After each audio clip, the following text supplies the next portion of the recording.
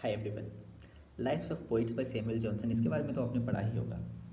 इसके बारे में कुछ इंपॉर्टेंट पॉइंट्स बताता हूँ, बहुत इंपॉर्टेंट है net GRF point of view से, तो आप नोट कर लीजिएगा। सबसे पहला पॉइंट, इसका फुल टाइटल क्या है। डायरेक्ट क्वेश्चन पूछा जा सकता है आपसे कि इस वर्क का फुल टाइटल क्या है, तो आपको बहुत ही ज़्यादा ध्यान रखना है। इसका जो फुल टाइटल है वो है lives of the most eminent English poets.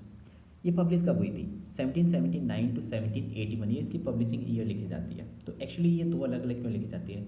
ये 1779 में पहली बार पब्लिश हुई 4 वॉल्यूम्स के साथ में, और फिर 1781 में पब्लिश हुई टोटल 6 वॉल्यूम्स के साथ में। टोटल कितने पोइट्स के बारे में इसमें बात करी गई है? So there are total 52 poets about whom this work has talked.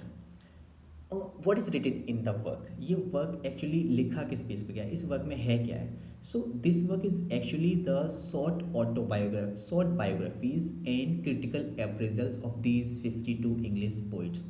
अब ये जो 52 इंग्लिश पोइट्स हैं, इनको अरेंज कैसे किया गया कि पहले कौन आया, बाद में कौन आया, लास्ट में कौन आया? तो सबसे पहले वो पोइट के बारे में लिखा गया है जो कि इन 52 पोइट्स में से जिसकी डेथ सबसे पहले हुई थी। तो इनका जो अरेंजमेंट है वो उनकी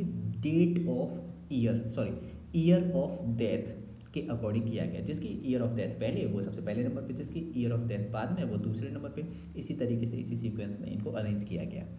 इसमें सबसे पहले नंबर पे अगर कोई पोइट आता है, डायरेक्ट क्वेश्चन पूछा जा सकता है, सबसे पहले नंबर पे कौन से पोइट के बारे में बात करेंगे? तो अब्राहम काउले के बारे में बात करेंगे। सबसे लास्ट में किस पोइट के बारे में बात करेंगे? तो क्रिस्टोफर पिट के बारे में बात करेंगे।